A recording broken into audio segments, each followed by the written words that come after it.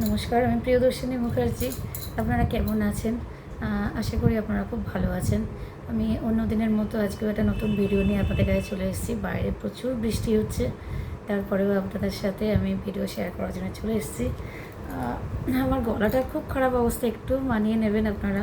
গলাটা আমার সঙ্গ দিচ্ছে না, গলাটা খুব ধরে গেছে, প্লিজ একটু মানিয়ে নেবেন।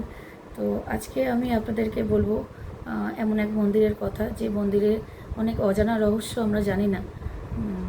আমাদের কাছে কেউ বলে না, বা কেউ এই নিয়ে খোঁজ করে না। নানা রকম ধর্মগ্রন্থ, বিষ্ণু পুরাণ, শিব পুরাণ এবং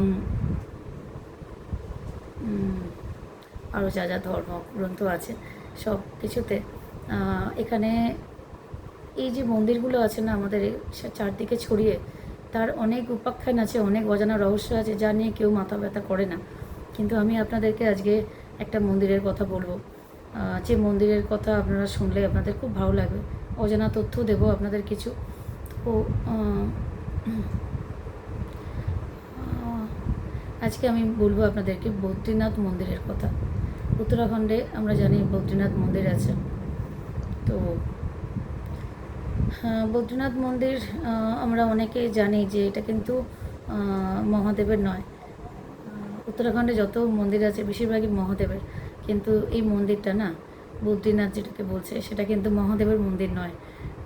এটা কিন্তু ভগবান বিষ্ণুর মন্দির। এবং কথিত আছে যে এখানে যে মন্দিরে যে বিষ্ণুর মূর্তিটা আছে সেটা স্বয়ম্ভু, নিজে নিজে প্রকাশিত হয়েছে, মাটি থেকে উঠেছে স্বয়ম্ভু। এটা কেউ প্রতিষ্ঠা করেনি, বা এই মূর্তির কেউ সৃষ্টি করেনি। বিশ্বকর্মা নিজে এসে বদ্রীনাথের মন্দিরের মূর্তিটাকে বা মন্দিরকে বলে সাজিয়ে গুছিয়ে দিয়েছে। তো সবই শোনা কথা, আমরা কিছুই জানি না। বদ্রীনাথ মন্দির আমরা জানি বদ্রী শহরে আছে, উত্তরাখণ্ডে অলকানন্দার তীরে মন্দিরটা অবস্থিত। কথিত আছে যে এখানে অলকানন্দা, যে অলকানন্দা নদী আমরা জানি, যারা উত্তরাখণ্ডে গেছি, আমি জানি উত্তরাখণ্ডের অলকানন্দা নদীকে সবাই ভয় পায়। এত খরস্রোতা, এত আওয়াজ মন্দিরের পাশ দিয়ে, যখন যে কোনো পাশ দিয়ে না যদি অলকানন্দা যায় তো মানুষ বুঝতে পারবে যেখান দিয়ে অলকানন্দা যাচ্ছে। এত স্রোত, এত আওয়াজ, কল্লোলিনী একেবারে। তো সেই অলকানন্দা নদীও না যখন বদ্রীনাথের পাশ দিয়ে বয়ে যায়, বদ্রীনাথ মন্দিরের পাশ দিয়ে, তো তার হালচাল পরিবর্তন হয়ে যায়। কেন হয়ে যায় সে কথা পরে বলছি। বদ্রীনাথ মন্দিরে কথিত আছে যে এখানে নাকি ভগবান বিষ্ণু ধ্যানমগ্ন। বহুদিন ধরে এই মন্দিরে উনি ধ্যান করছেন, বলা যায় যোগনিদ্রায় আছেন, বা যোগনিদ্রায় শায়িত আছে, বা ধ্যানে মগ্ন আছে। সবাই বলে এখানে নাকি উনি তপস্যা করার জন্য এসেছিলেন। আর ভগবানদের তপস্যা তো আমাদের তপস্যার মতো নয়, আমাদের ধ্যানের মতো নয়। তো এখানে বদ্রীনাথের যে শহর, সেই বদ্রীনাথ শহরে সবাই জানে যে এখানে বিষ্ণু ধ্যান করছে, ধ্যানমগ্ন আছে। যার জন্যে বলে সব দেবতারাও নাকি এই মন্দিরকে পাহারা দেয়, যাতে কোনোভাবে ভগবান বিষ্ণুর ধ্যানে না বাধা আসে, কোনোভাবে যেন ধ্যানে কোনো অসুবিধে হয়, উনি যেন ধ্যানমগ্নই থাকেন, কোনো বিরক্তি না হয় ওনার ধ্যানে, কেউ না কোনো অসন্তুষ্ট, কোনোভাবে কোনো অসন্তুষ্ট না হন, সেটাই সবসময় হয়। তো দেখা হয়, কথায় আছে যে ওখানে নাকি পশু পাখিও যা ডাকে না, খুব আস্তে করে ডাকে। পশু পাখির ডাক আমরা জানি যে পাখি ডাকলে খুব জোরে ডাকে, একটা কুকুর ডাকলে খুব জোরে ডাকে, আরও যা প্রাণী আছে তারাও খুব আস্তে ডাকে, এই জন্যে যে যাতে ভগবান বিষ্ণুর কোনো অসুবিধা না হয়।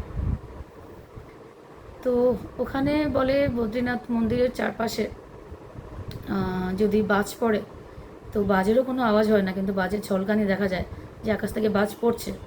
অবিরত বাজ পড়ে বর্ষাকালে, কিন্তু বাজের কোনো আওয়াজ বদ্রীনাথ শহরে পাওয়া যায় না। তার একটাই কারণ যে ওখানে উনি ধ্যানমগ্ন আছেন।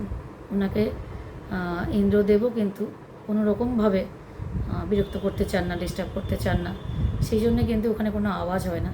আর যেটা বলছিলাম অলকানন্দা নদী ওখান দিয়েই বয়ে গেছে, কিন্তু তার কোনো আওয়াজ নেই, কারণ সেও ভগবান বিষ্ণুকে বিরক্ত করতে চায় না, এত বড় পাপ সেও করতে চায় না।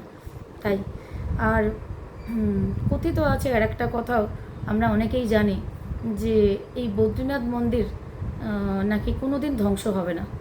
অনেকে বলে যে কলিকাল যতদিন না মানে অন্য যুগের সৃষ্টি হচ্ছে ততক্ষণ বদ্রীনাথ মন্দির ধ্বংস হবে না। কিন্তু আমরা এও জানি যে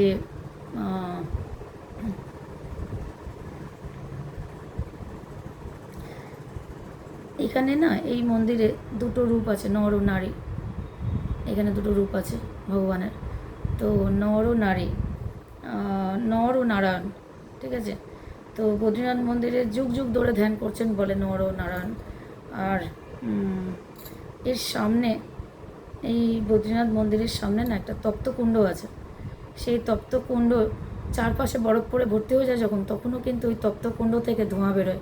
আর ওখানকার যে জল তা কিন্তু ওরকম ফুটন্তই থাকে। এবার ভাবুন বাবা বদ্রীনাথের কত কৃপা যে ওখানে এরকম ধরনের অলৌকিক ঘটনা এখনও হচ্ছে। চারদিক যখন বরফে ঢেকে যায় না, 6 মাস তো বরফে ঢাকা থাকে বদ্রীনাথ মন্দির, খোলা হয় না।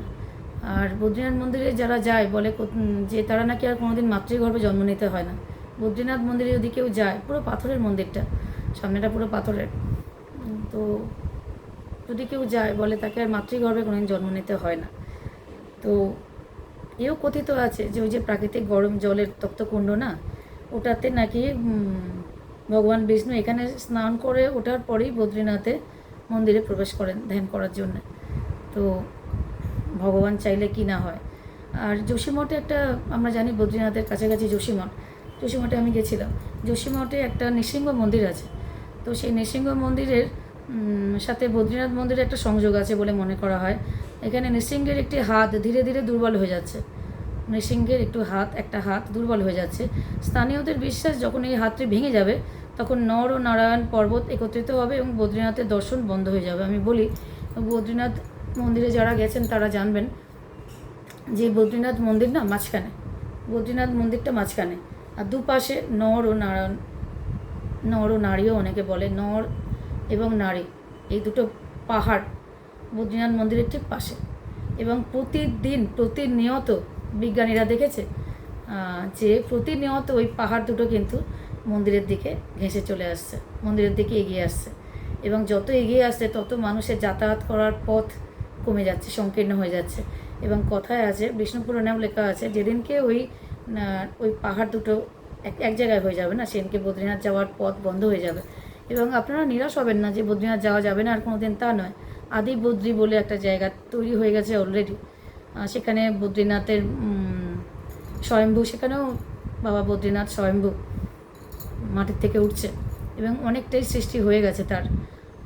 তো সেখানে আদি বদ্রীনাথে কেউ যখন জানতো না আদি বদ্রীনাথের ব্যাপারটা, তখন সবাই দেখতো, ওখানকার গ্রামের মানুষরা দূর থেকে সন্ধেবেলা শাঁখ ঘণ্টা এসবের আওয়াজ পেত।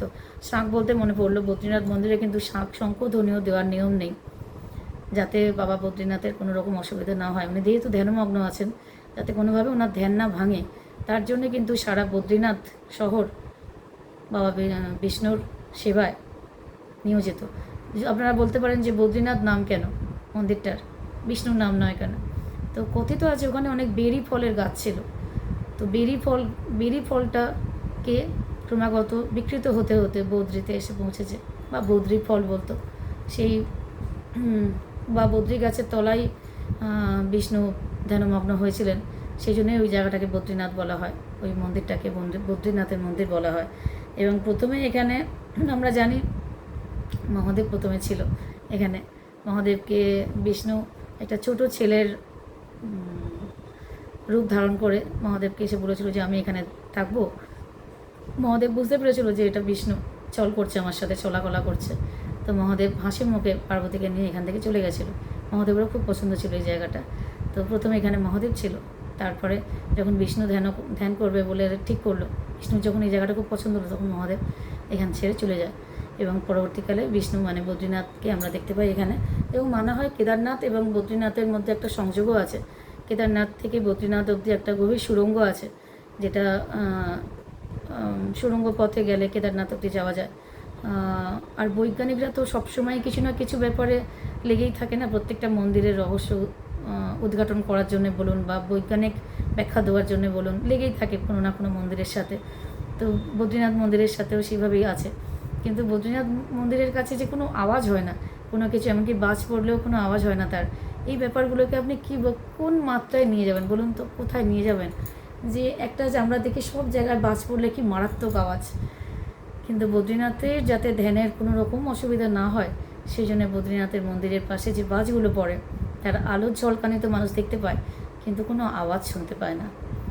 এরকম অলৌকিক ঘটনা আপনারা কি জানতেন বদ্রীনাথ সম্পর্কে? আমার মনে হয় না। আমি বদ্রীনাথ সম্পর্কে আরও অনেক কিছু জানি, কিন্তু একটা ভিডিওতে বলা সম্ভব না। যদি আপনারা কোনো সময় আমাকে অনুরোধ করেন বা কমেন্ট করেন যে আরও কিছু বদ্রীনাথ সম্পর্কে জানতে চান, আমি নিশ্চয়ই অন্য ভিডিওতে বলার চেষ্টা করব।